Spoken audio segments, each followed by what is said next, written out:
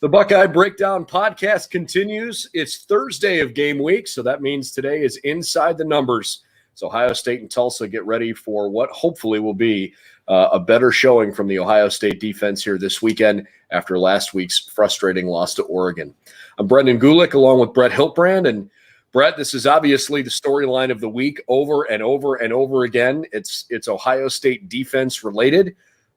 We've heard Ryan Day talk on Tuesday this week about his very candid thoughts about not being happy with where the defense is right now and not being happy. In fact, disappointed, the word he used, that he kind of has to turn his attention away from where the offense is, where he likes to be and where he knows he needs to focus to get that unit ready. And now he's got to look at a different side of the ball to see, hey, how can we figure out a way to shore this side up? Because that was costly last week. That's the storyline. It's been hammered all week long, and I imagine until they show better results, it's probably going to be the dominating storyline. 100%, and I think until not only that, I think you until you see a performance that feels average with an Ohio State defense, you're certainly not going to feel like you're trusting that defense in any sort of high pressure. Any sort of a high-pressure situation against a high-quality opponent, flat out. You just don't trust them right now. So this podcast is called Inside the Numbers because we're going to dive into some of the numbers that are plaguing Ohio State or perhaps some that are performing at a high level, and we'll look a little bit at Tulsa as well. Brett, I think it's just worth at least noting up front here. I know not a lot of people are particularly jazzed that Tulsa's coming to town. Ohio State fans right now are feeling like this is a game that the Buckeyes should win handily. Frankly, I think they feel that the next several weeks that should be the case because Ohio State is more talented than Tulsa and Akron, and they are a better football team than Rutgers and Maryland, no matter what some of those past close games could indicate. And then you got the bye. So this should be a 4-week stretch that Ohio State performs at a really high level, and I think right now fans are basically saying we don't really care who the opponent is. Ohio State's got to show some signs of improvement for them to really hop on the national championship bandwagon again. I think for sure, and also you have an opportunity here to kind of work on things a little bit while maybe not entirely worrying about the final score, just simply because you know that you have more talent on the offensive side of the football that just flat out outscore people, right? Like I don't think you're worrying about getting into a scoring contest with Akron or Tulsa. But if you don't mind your P's and Q's and don't get, squared away, you could absolutely get beat by Rutgers or Maryland if you're not really getting after it. Yeah, I mean, if we see a defensive performance like we saw against Oregon and CJ Stroud throws a couple picks, you can get beat by just about anybody in the Big Ten, right? So it's an opportunity for this team to kind of square some personnel away. I think it's more so an opportunity for Ryan Day and that defensive coaching staff to kind of figure out the hierarchy and then figure out what they do well and then stick to that. Maybe simplify things. Maybe reduce the amount of personnel that sees the field, that kind of thing. But you got to figure it out here pretty quick because, like it or not, you're now behind the 8 ball. You have to start putting up massive performances against teams that the national collective college football audience expect you to smash. Because when it comes time to, start thinking about as other teams, progress through the season and maybe pick up a loss, right? In that picture of the college football playoff kind of starts to take shape. And we're talking about one-loss teams and all of that. If the committee and fans are going back and looking at Ohio State's schedule and only seeing a 7, 10, 14, 21-point victory over, say, Tulsa or Rutgers or whatever, that does not bode well for Ohio State's chances of getting into the Final Four. No, it's really hard to get in the first place. And, right. There is an element of you're always looking to see who you beat. But to me, it's just as important did you beat the teams that you should beat handily? Did you put away teams that you should run away from? And Sometimes, when you're trying to split hairs on resumes between really good programs who've had really good seasons, those little things can eventually stand out. And it's part of the reason why I am worried about Ohio State's playoff chances after losing to Oregon, because if it comes down to Ohio State or Oregon for the last spot, let's say, Ohio State lost to them head to head, right? The rest of Oregon's resume would have to be significantly worse than what the rest of Ohio State's resume would look like to me in order to justify putting the Buckeyes in front of Oregon, because you've got a head-to-head result. There aren't always a ton of head-to-head results that become part of the conversation. There's just not a huge sample size, and the college football playoff, itself right now is only 4 teams. But there's no doubt, man. The Buckeyes' playoff chances took I would call it a catastrophic blow. Their ESPN says it's down to 23%, and it was at like 67% going into the Oregon game. So it's not over by any stretch. They can still get in, but they have to annihilate teams the rest of the way. Well, first of all, I'm shocked that it's that high at 20%. 1. 2, I think I would go on the absolute warpath if there was a kind of one or the other choice between 2 teams, and the team that lost in those 2 teams' respective head-to-head matchup got in.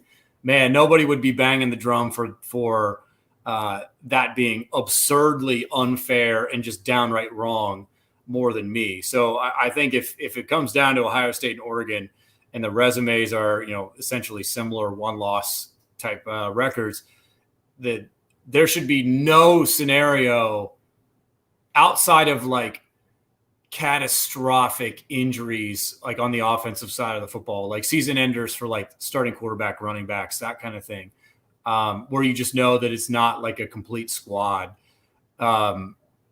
Outside of like that one scenario, you would have a hard time convincing me of putting the loser of a head-to-head matchup in over the winner when the resumes are similar. That's just downright wrong.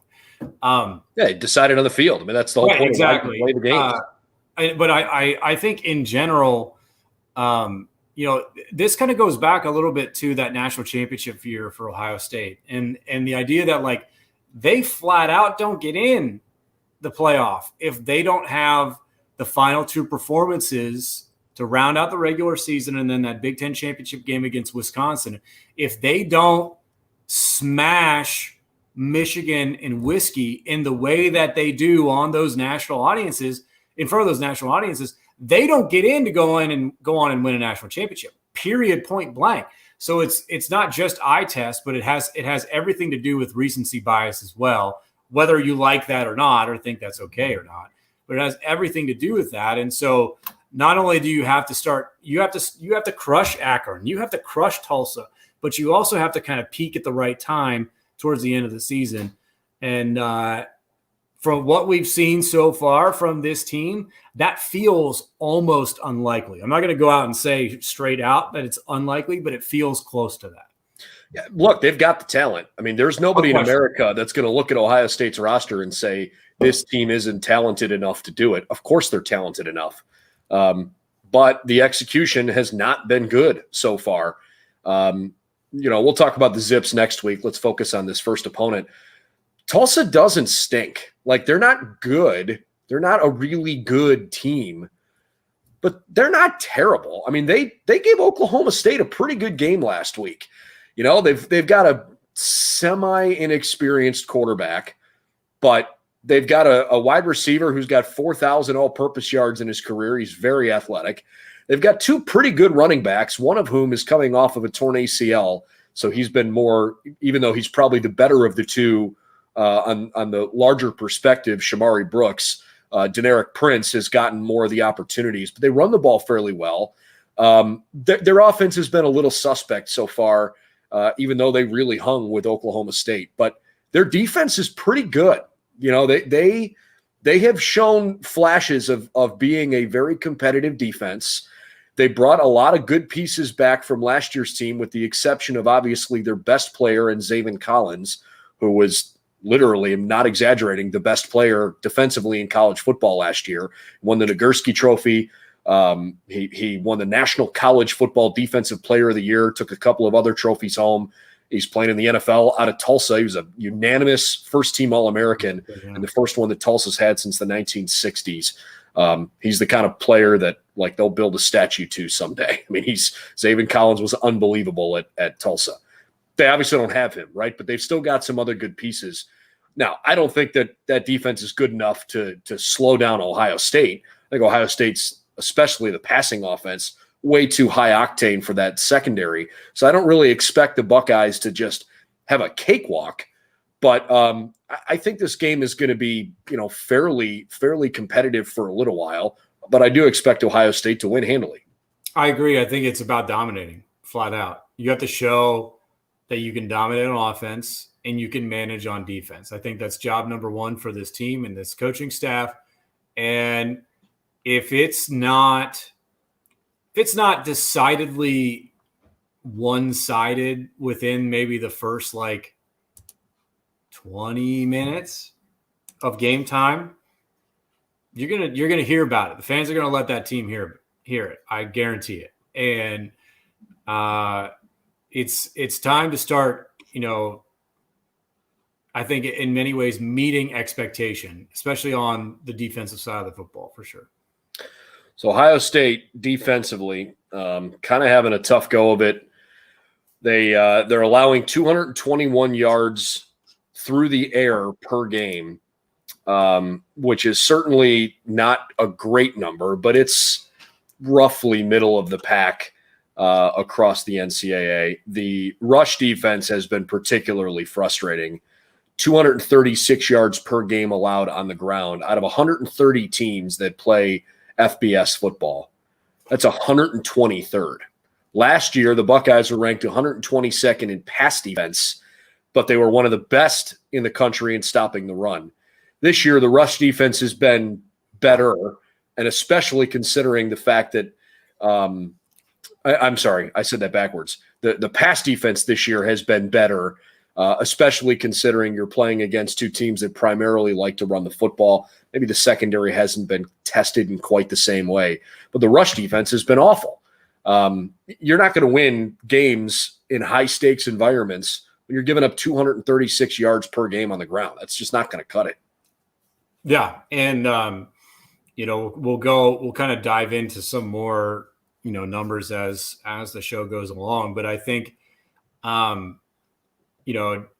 it's when you kind of hear us talk about, how things have not gone according to plan. And I think how this team is maybe falling a little bit short of that initial expectation. We're not just talking about the defense here. I mean, in that game against Oregon, this Ohio State offense struggled to finish drives. I mean, if you give you a number here, 43.48%. That's Ohio State's efficiency on third down right now. They're 10 of 23 on third down. That's not good enough. Period. No. Point blank. They've gone for it, I think, 5 times on fourth down, and a couple of those were not short fourth downs. We're talking 4th and 6, 4th and 7, because they're short field, so to speak, situations. I think it's at a point a little bit, where it's entirely too early to project any trends, things that maybe reflect a larger macro level problem or whatever with one side of the football or the other. It's entirely too early with that. But right now, through two games in 8 quarters of evidence, there are some very glaring problems that this team needs to fix, and the time to fix them is in this next 2 to 3 week window. On the offensive side, promising numbers, not necessarily surprising, but promising that the Ohio State offense continues to, achieve at an exceptionally high level. CJ Stroud, second career start. I know it might be easy to get tied up in the numbers, and you sit there and say, well, he threw for 484 yards. And so you maybe look past some of the early game incompletions and things.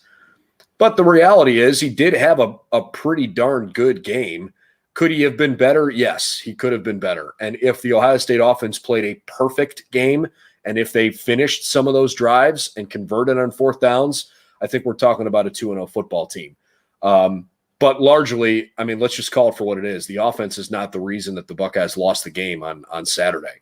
And in that game, C.J. Stroud is in 3 different categories, put himself second in single game, passing record lists in Ohio State history, including passing yards per game with that 484-yard mark. So we're seeing the offense do what we kind of expected, way more balance in game 1, running the ball versus passing, than what we saw last week. The Buckeyes almost abandoned the run because they weren't controlling the line of scrimmage well, and it just kind of felt like they were chasing the game a little bit and needed to throw their way back in it. I would expect Ryan Day to have a far more heavy emphasis on the run this week. I think that in many ways is actually the singular focus of this offense in this game specifically. Is the message I think for them this week is we're going to try and go out and be exceptionally physical at the point of attack, and we are going to run the football. We're going to let you know that we're running the football, and then dominate that. When it comes time, because they just flat out, I don't think we're good enough, especially in the Oregon game. I think too I don't know how exactly to say this, but I don't think either side of the football exists kind of in and of themselves, right? Like, I think struggles on defense affect offensive efficiency, all of that. And vice versa. If you don't finish drives or you go 3 and out, your defense is tired, all those things.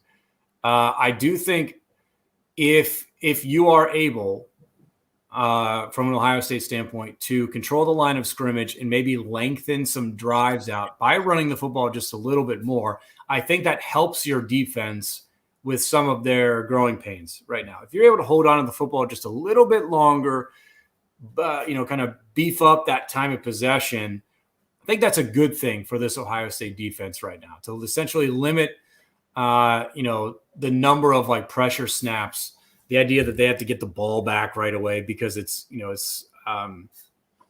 incumbent upon them, to maybe kind of keep within striking distance or that kind of thing. So not only does the run game, being the focus, I think, in this game, help Ohio State in trying to get better at that and be more physical, but I also think then as a byproduct of that, I think it helps your defense get a little bit more confidence as well. Without a doubt. I mean, the units feed off each other, and they need to, give each other something to feel a little bit better about. As it pertains to Tulsa, Philip Montgomery, 7th-year head coach at the Golden Hurricane program, and last year they had a good run. They won 6 games in a row at one point, which was one of the better winning streaks they've had in recent memory. And, frankly, they were a field goal away from beating Cincinnati in their conference championship game. And by the way, that was a walk-off game-winning field goal in overtime. Tulsa's got some championship pedigree and that they've played in big games before. Obviously, they're coming off of a game against Oklahoma State, so they're not – it's not like they haven't played against really high-quality opponents. I don't expect Tulsa to come in and not be prepared for this game. But Philip Montgomery's tenure in Tulsa hasn't been terrific. I think he's 31-42 is his coaching record there. And he was a part of the coaching staff when this Tulsa team came to Columbus last time out back in 2016. I don't know how much stock you put into a game like that when measuring these two teams against each other. I think there was an hour and 9-minute rain delay at one point from a thunderstorm. It was raining really hard in the second quarter, and the Buckeyes had back-to-back pick sixes. Do those happen if it's not in the rain? Kind of hard to know for sure, but the gap between the two schools is certainly there, and I think Tulsa fans are kind of hoping that it's a competitive game more than they're hoping that, hey, we got a chance to go win on the road in Columbus. Yeah, I think it's you're hoping that you're competitive and you hope that you get out of there injury free, right? Sure. I think like in many ways, like injury free is probably like prerequisite number one for that coaching staff. You know, the AAC is, I would say, like a very top heavy conference right now with, you know, UCF, Cincy, and then it's kind of everyone else a little bit. You know, so I don't think, like, you know, especially after losing the first 2 games of the year, like, you know, the idea of like, oh, we're going to compete for a conference championship. Obviously that's still on the table for this team, but you know, these mid-major teams, like conference championship in a lot of ways, and then like bowl game is pretty much like their best kind of thing that they can hope for. So I think, you know, it's an opportunity to kind of learn about your team. It's an opportunity to try and get some confidence, and then, you know, you start your conference schedule and then you try and get those wins to get bowl eligible. Buckeyes offensively, through the air, 389 yards per game. That is 4th best among Division I FBS teams. Western Kentucky the Hilltoppers are letting it fly through the air, 456 a game. Arkansas State and Marshall have attacked their opponents through the air, but other than that, nobody else has been better passing the football than Ohio State. And remarkably, the number 5 ranked passing offense in the country is Fresno State. So what's it say about Oregon that they have not, by any stretch of the imagination, been able to stop teams through the air so far this year? We'll keep our eye on that as the season goes along, and, you know, Oregon is trying to piece together a playoff bid. You inadvertently gave me an opportunity to talk about Conference USA football here for a minute, which I love that when you do. First of all, shout out to Coach Huff and what Marshall, and kind of a changing regime from Doc Holliday and his, you know, extended period of time in Huntington, and then, you know, what kind of the regime change there and how that's going to work, I think is going to be good things for fans of the Herd.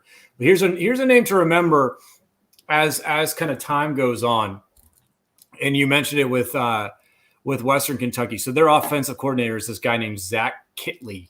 It's Kittley, and I hadn't really heard of him until a handful of days ago, maybe 4 or 5 days ago, when Patrick Mahomes, of all people, kind of mentioned him, talking about learning from him at Texas Tech. And now he has transitioned from kind of that like grad assistant kind of like, you know, working your way up, pay your dues kind of role into higher profile coaching jobs. Went to Houston Baptist, of all people, and turned their quarterback into an All-American. Now at Western Kentucky, and everything that they're doing there seems to be working pretty well. I think that's a guy that you're going to keep an eye on, because I think stock is rising as far as a passing game coordinator is concerned for this guy, Zach Kittley. Keep that name in mind. All right, we'll tuck that away. You heard it here first. This is now a Conference USA football podcast. Yeah, that's right. Yeah, rebranding for sure. I mentioned earlier the other couple of categories that CJ Stroud had established himself in single game history at Ohio State. 54 attempts and 35 completions, along with the 484 yards. All 3 of those were the second highest totals single game ever. So again, I think that really just goes to show that, you know, Ryan Day essentially abandoned the run. You know, 54 passing attempts against Oregon was more than the number of plays the Buckeyes ran in general offensively against Minnesota, when they only ran 48 plays the whole game.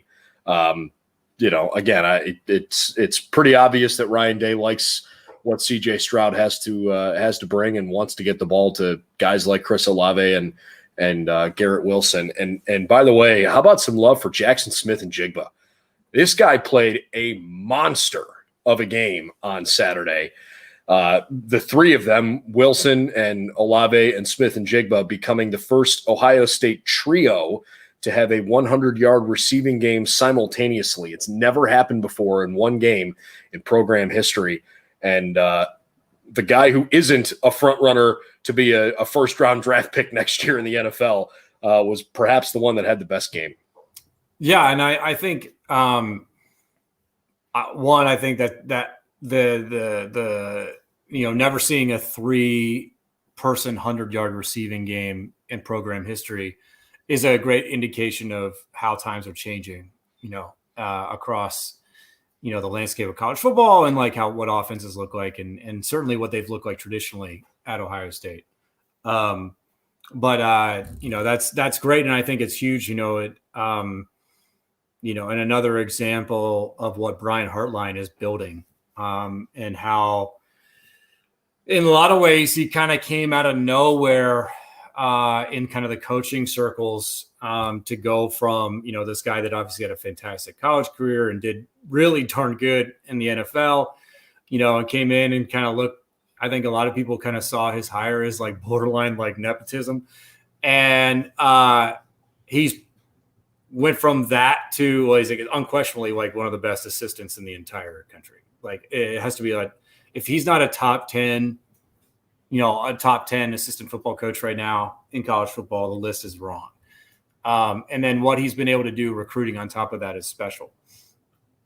And so fair play and full credit to him. I think also, to kind of go back to CJ a little bit, if you haven't done so, already here on Buckeyes Now, I'd encourage you to go back and watch the film breakdown that we did with Pat Cavanaugh and talking about specifically some of the misses that CJ Stroud had in this Oregon game, but also some of the throws that he connected with and how when you kind of peel back a layer or two, how special some of those plays and throws were. Specifically, in my mind, what jumps out right away is the touchdown to Garrett Wilson, and how I think it showcases pre-snap what CJ can do, and is a kind of a level of football that maybe we don't explain super well, kind of in the realm of college football media. But definitely check that out, because I think it does two things. One, I think it shows you what I just said, everything that CJ can do, and the fact that, if not only do the stats back up that I think this guy is pretty good, but also, when it's good, it's really good. And then two, I think if you go back and you look at the throws that he misses, and he missed specifically in the Oregon game, they came in bigger moments, big downs, third down, fourth down, that kind of thing. And if those happen on first down, we probably don't talk about them in the same way. And so I think that's important context as well. It's interesting. The Garrett Wilson touchdown pass is the one that comes to your mind, because actually the two that come to my mind right away are the touchdown to Jackson Smith and Jigba running up the right seam, where he really had to throw a pretty good ball with some pace on it through a tight window, and it was as perfect as you could make that pass. Timing round for sure. Yeah, really, really good. And the other one was the fade route to Olave up the sideline in fantastic coverage. Give Olave some credit. He ran a great route and showed his hands late. But, I mean, dude, that throw is so good. And those are the two that I think he made that really stand out to me throughout the course of the game there. The Olave throw that's an NFL caliber throw for sure. It's a passing play in a lot of ways that you actually don't see in college very much, because it's certainly a high it's like a high caliber throw, right? And like, you don't have to do that in college football. You don't have to be that good, that precise, right? Because you could probably get someone in space and get a first down anyway, right? Like, it's not the NFL, right? The windows aren't smaller. The timing is, shorter, all of that. But I think the thing about the Garrett Wilson touchdown that's great is the recognition between the two of them, and the idea that, like, this is technically the only second game that they played together. And yet pre-snap, they both kind of share a look, and then the play essentially, as called, stops. And then it's a hot route, if you will. That's not the term that they use at Ohio State, but it's a hot route, and it's a touchdown. And I think that showcases the development of what CJ has done through two games, and how much Ryan Day trusts this guy. Interesting note here, and I think this is a really good thing from Todd. I appreciate that you brought this up, Todd. Thanks for chiming in. Why is nobody questioning Washington as an Al Washington with how bad the linebackers are playing. It shouldn't all fall on Combs, defensive coordinator Kerry Combs. It's a really good point. I think the Buckeyes felt last year like the linebacking core was the slam dunk strength of that defense. Felt decent about the secondary and weren't sure what you were going to get out of the defensive line. And as the season played out, the front seven was great. Those linebackers did their job, and it was the secondary that struggled. And because of that, and because of the success that Al Washington's group has had for a few years, he started to get some serious consideration in the offseason for defensive coordinator jobs. The one that was most widely reported was, him potentially leaving the Buckeyes to go to Tennessee. And this year, the linebacking core has struggled for sure. I don't know if it's fair to objectively dissect what is Al Washington's fault, what's Larry Johnson's fault, what's Matt Barnes' fault, what's Kerry Combs' fault. I think perhaps, to your point, Todd, it's kind of the chair that you sit in. If you're the head coach, you got to own it when you lose, and you got to share the credit when you win, because you're the face of the program. If you're a coordinator, you're kind of the face of that side of the ball, right? And so to me, there's an element of, this is Kerry Combs' defense. There weren't, he's working with the same coaches and a ton of the same players that he was working with a year ago. I think the criticism has gone toward Kerry Combs because he's been calling the defense and because he's the face of that side of the ball. But I agree, as Ryan Day said earlier this week, there's enough blame to go around here. This is not any one person's fault in particular. And just as it is not anybody's fault individually, it sure feels like everybody collectively better figure this out to make this thing go back in a more positive direction. Yeah, I think in general, I probably disagree a little bit with Todd in that, it kind of actually really all should fall on Combs because that's the job and that's the deal. When you're essentially the head of an entire side of the football. I also don't know how much, and this is just kind of the nature of the beast. And we know what we know and we don't know what we don't know. So I don't know how much Al Washington has. As far as input is concerned, as input is concerned with X's and O's specific to defensive play calling. I don't even necessarily think the linebacking play has been that bad. Since this is, we're talking numbers, my best number for the show was 1. As in 1 sack from an Ohio State defensive lineman so far through 2 games. The tackles for loss are from that front 4 are not good. It's really bad, quite frankly. And so, and again, we're plugging the film study, the breakdown that we did earlier. One thing that you saw repeatedly is the ball being snapped from Oregon and 0 Ohio State defensive linemen coming off the ball in a dynamic and aggressive way. It just didn't happen. Haskell Garrett did a decent bit, but the rest of the line for sure, all the way down.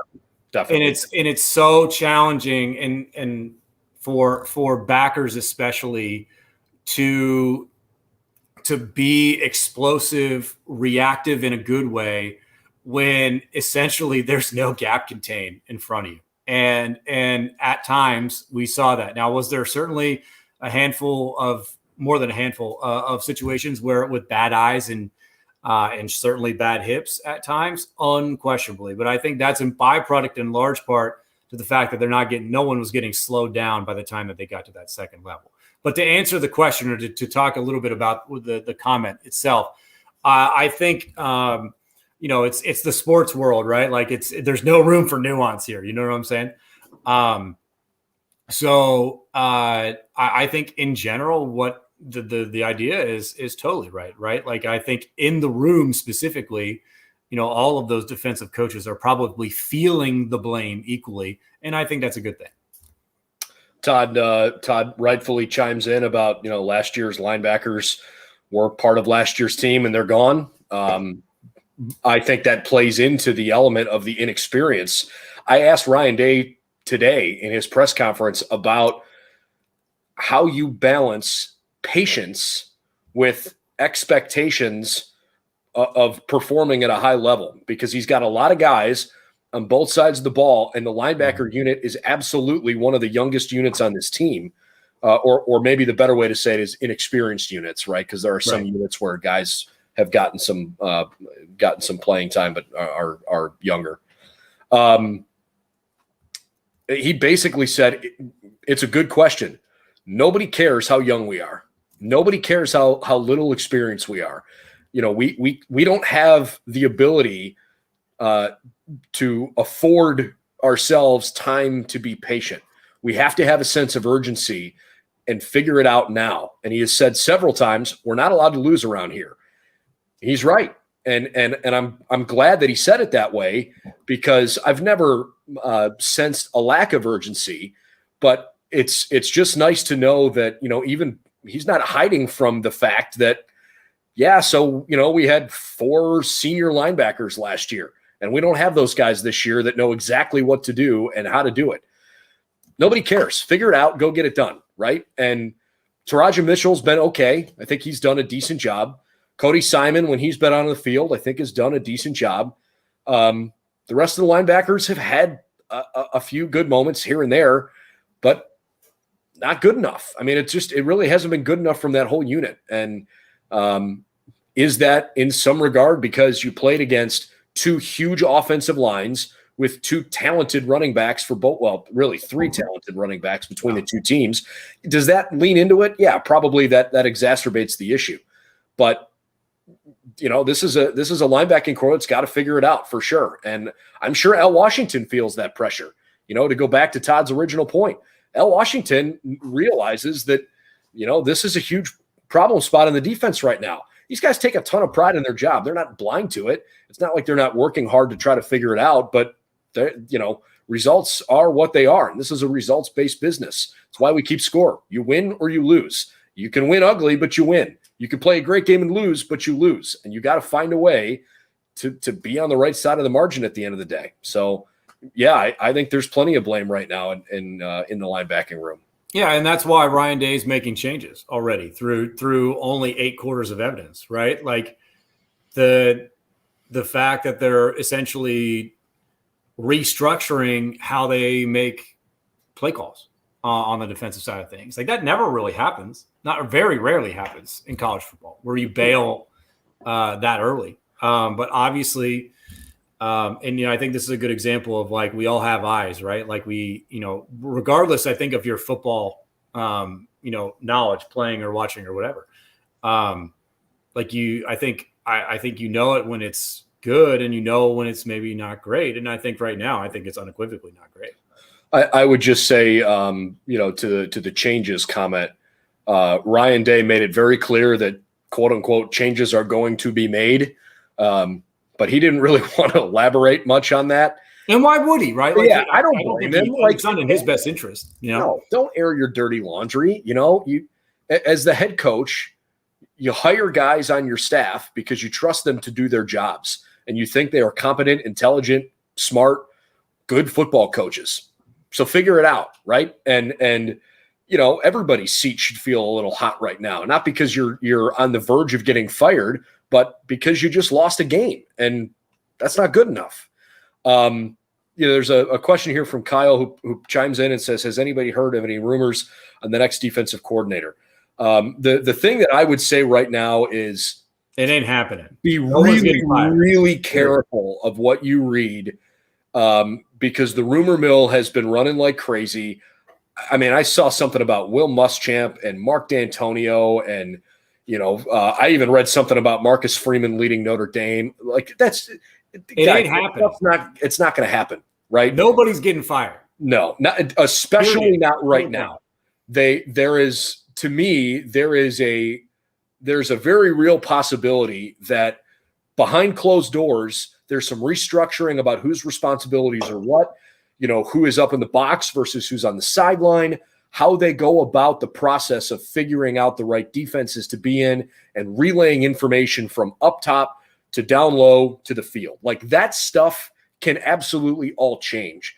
But to me, there would have to be something ridiculously catastrophic for Ryan Day mid-season to fire a coordinator. I just don't see that. I mean, I guess it's possible. I really, really don't see that happening. Not to mention, you have to know who the next guy coming through the door is. You better know who Jeff Hafley is busy, folks. All right. You know what I'm saying? Like, he's not like the next guy isn't out there. The next guy already has a job.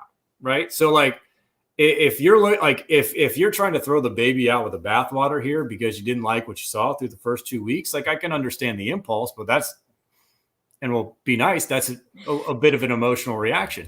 Like, it's just not happening. That's not how this works in college football. Now, maybe it should, but like it's not. It's just not going to happen. I mean, look, Clay Helton just lost a job, right? And he coached 2 games this year at USC. So, but you know who didn't get fired? The coordinator. You know what I'm saying? Exactly. Yeah. No, and again, in-season college football coaching changes certainly happen, but at the coordinator level or at the position coach level, once the season starts, it just doesn't happen very often. And I think the Buckeyes, did what they could in the offseason to bring in analysts. Paul Rhodes and Todd Fitch are part of the Ohio State staff as analysts. They're not allowed to have, they're not on the sidelines during game days. There's extremely limited interactions with what they can do with, players and things like that.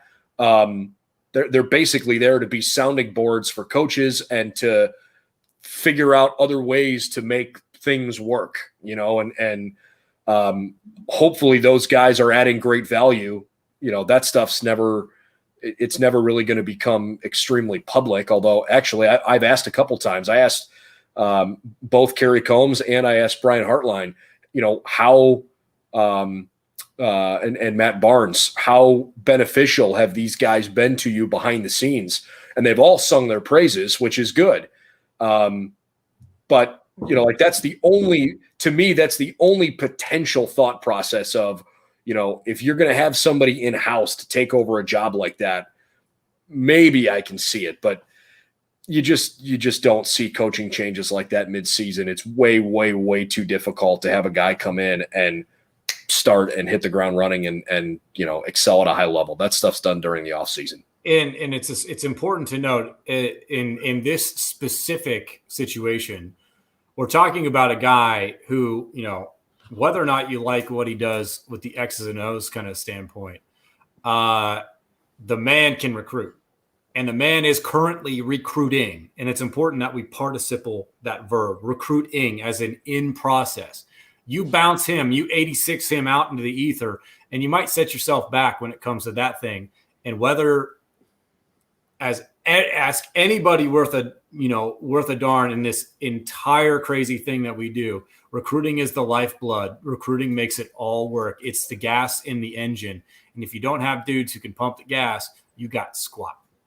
Not to mention, and we can talk with our coach, Tommy Zagorski, who joins us a couple times a week. We can ask him about this to elaborate on it more. He's been a college football coach for 13 years at several different levels, including the Power 5 level when he was on staff at Tennessee. It is so hard to be a good recruiter and be a coordinator. There's a reason why Ohio State's best recruiters for the last several years in a row have been position coaches. It's a time thing. When you're recruiting a kid and you want some kid who's a dude that you got to have on your team, when he calls or texts you as a recruiter, you answer the phone, period. You stop what you're doing. You leave dinner. You walk away from your kids, like whatever. You pick up the phone when that kid reaches out to you. When you're in a meeting, when you're game planning, whatever it is so hard to do that at that high of a level that it takes to land kids that talented, the kind of kids that Ohio State has gotten left and right. It's really, really hard to do that and be a coordinator. Maybe that's one of the things we're learning here from Kerry Combs' perspective, because by all accounts, the dude is a great recruiter, and he's a great guy, and he's likable. everybody knows at this point, I hope he's got a boatload of energy and enthusiasm. He is Ohio through and through. He loves the school, loves the team, loves his job, and he is the face of what you want as a recruiter. And maybe just for whatever reason, maybe he's struggling to handle the coordinator part of this. Yeah, I couldn't have said it any better. Totally agree. Yeah, well said. Todd, appreciate the thumbs up there, and thank you, Todd. Thanks very much. We appreciate anybody who wants to subscribe to the content. We do this every day. Rotate through a lot of content on Buckeye Breakdown. RK jumps in. We've heard from RK a couple of times. Thanks for joining in. Stop rotating the back seven. Pick the best and cut them loose. There is definitely a thought process that's been going through my mind off air of like, okay, figure out who the guys are that you want to roll with and go. It's great to have depth and feel like you're developing talent. And maybe this is just part of the growing pain of, you didn't have non-conference games last year. You lost all of 2020 spring ball. A lot of the guys that are being asked to play really meaningful, high moment, high leverage snaps now don't have a ton of game reps beyond this year because they weren't able to get in games last year. And so maybe there's just this swallow hard and give it your best shot and see who can do what. I'll tell you right now, as I've gone back and watched the game a couple times, the guy who has stood out to me most on the defensive line is JTT. He is flying around that defensive line. I would be stunned if you don't see more and more of him as this season goes along as a true freshman. So, yeah, maybe there is this element of the first couple games they were trying to figure out exactly what they had. You're sick of hitting your own guys or throwing against your own guys in camp and in practice. And unfortunately for the Buckeyes, they feel a bit snake bitten in having lost an early game. But I would expect there's going to be a little bit less rotation moving forward. Yeah, I think I think I agree in part. I also think this is modern college football, especially at the level at which Ohio State is at, which is in, I think, that top tier, in that you have to keep guys happy in this realm of the transfer portal. And if I don't like it, I can go elsewhere, and it's easy. Because it is a bit of a feeding frenzy. I think you kind of got to give everybody a little bit of a taste. And I think the back end kind of benefits of that, in my mind, maybe outweigh the short-term problems as long as you don't lose. And I wouldn't necessarily say I think the rotations are a big reason for that loss to Oregon, but I think they might be a factor.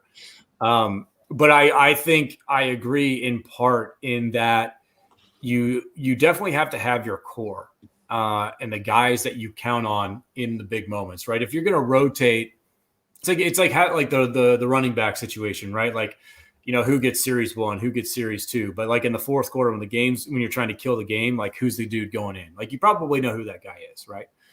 I think at times, if you were to say, like, pick the 4 best defensive linemen late in the game or 4 best defensive backs late in the game, with the game on the line, and if you polled all the Ohio State media, you'd probably get a ton of different answers. And I don't necessarily think that's a good thing. So I think you have to, I think in large part, this is what the first part of the season is for. You try and figure out who you can count on and who maybe needs a little bit more time, and then you rearrange the depth chart from there.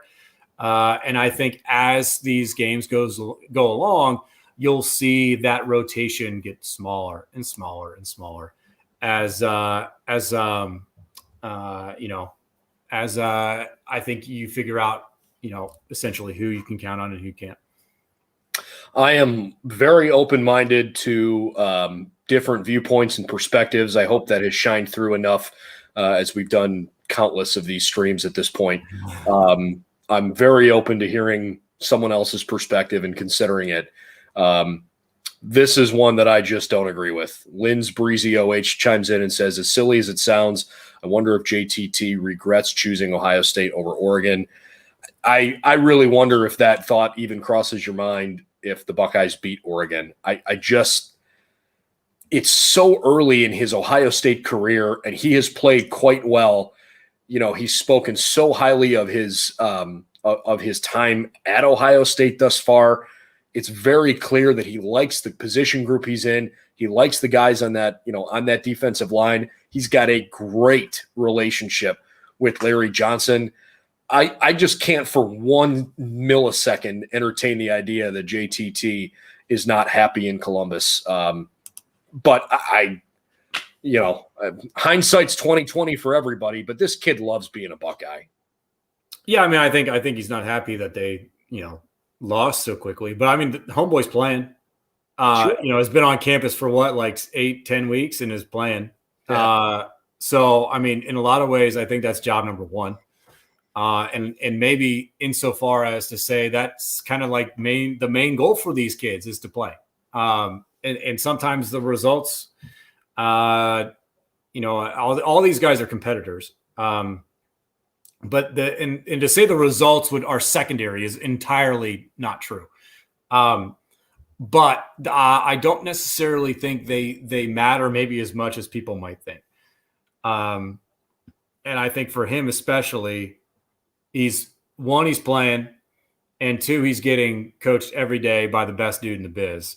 And that, as we've seen with a handful of guys, including one dude who's playing right now behind me, that pays off. Ask Chase Young about his bank account and whether or not he didn't mind sitting behind a couple Bosas. You know what I'm saying? Like it matters, but I don't think he's all too upset on a broad spectrum right now with his decision. Yeah, no, I certainly get the impression, and Lindsay saw your second comment there. I'm glad that JTT seems like Columbus is off to a really good start for him. Shout out to Thursday Night Football, buddy. Yeah. The backlight looks great, Joe. Keep up the good work, buddy. Basically, just want to wrap up with one more thought here, one more number, I guess, and that is related to Tulsa's tackles for loss. And I don't want to tell you this incorrectly, but they are among the top tackles for loss teams in America right now. They've registered 18 tackles for loss so far through their first two games. That is first in the American Athletic Conference and 13th in all of Division I FBS college football. 18 tackles for loss in 2 games. For comparison's sake, we were talking about earlier, the Buckeyes have 5 tackles for loss in 2 games. That's not getting it done. Are you concerned at all about Ohio State's ability to keep the Golden Hurricane out of the backfield? No, because when I hear that number, the first thing that pops into my head is first down screens. And something that Ryan Day has shown us already this year with big plays, with sneaking a running back out of the backfield directly into an oncoming blitz. And we saw what Travion did on that play in the first game of the year. I would guess that it kind of goes in part a little bit to what we were talking about earlier with trying to be physical at the point of attack and trying to really put an emphasis and focus on the run game in this game. And trying to dominate that, right? And I think they're looking at it as kind of like a challenge, right? Like these are guys that are capable of blowing up the play if you don't do your job and if you're not dynamic and physical. And there's the challenge, accept it and win it. And I think that's in a lot of ways, it's maybe a great thing for this Ohio State offense at this point in time. So just to kind of plug the schedule of our routine content here. Mondays are basically our upon further review day on Buckeye Breakdown. It's a day to look at some film from the previous game, some good, some bad, some ugly. We'll figure it all out. But Monday is upon further review. Tuesday's podcast that post is our Building the Buckeyes series. Andrew Lind, who does a great job covering recruiting for us in Buckeyes Now, basically gives you a weekly update on what the latest is in Ohio State's recruiting world. So those will drop every Tuesday. Wednesday's podcasts are traditionally a visit with someone that covers the other team, a Behind Enemy Lines segment. This week we talked with Brandon Hart, who's covered Tulsa for over a dozen years, and I thought gave some good insights on what Buckeye fans can expect this coming weekend. Today, Thursday, is our Inside the Numbers, and we go over some of the key stats leading up to the game. And then tomorrow, Friday, will be our preview and prediction, centered podcast, a little bit more storyline focused and headlines going into the game. We'll have some instant analysis after Saturday games, whether that is early afternoon games or late at night. We're definitely going to give you some reaction, how we digested Ohio State's games that week. And occasionally on Sundays, we'll visit with some guys that cover the NFL and, have a chance to maybe cover some Buckeyes. We've got quite a network of publishers in our Fan Nation network and some friends all around the country that cover NFL teams. And, I realize Ohio State fans are pretty focused on, who's here now, but for as much as you want to know who's coming in, I think there's a lot of pride in the fact that there are, with the exception of one school in the country, there's more Buckeyes on NFL rosters than anybody else. And we're going to start, now that the NFL season is here, we're going to start pumping out some of that content to drop on Sunday. So we have a ton of content for you. We have a boatload of written content. Really would encourage you to check out Buckeyes Now, and hopefully you make that part of your regular viewing habits. Brett, any final thoughts before we wrap up? Yeah, if you're in for a good laugh, please make sure you check out my weekly picks coming into the game, into the upcoming weekend of college football. Last week I said I liked Clay Helton, and then I got him fired. And I think the week before I made an absolutely outstanding judgment on Notre Dame and Florida State. So this week we're 2 for 2. We're going for 3 for 3. So look out, James Franklin, and be sure to check that out. It's good stuff. We're going to post all of our national game predictions tomorrow as well. So lots of good stuff coming. For Brett Hiltbrand, I'm Brendan Gulick. If you were joining us live, we certainly appreciate that. If you join us after the fact, thank you. But know that you can also join us live and participate in the conversation if that's something you'd like to do. We stream all of our podcasts live on our YouTube channel and on our social media platforms. See you real soon. Tomorrow, coming up, the previews and predictions for this weekend's game. It's Ohio State and Tulsa. Get ready for week 3.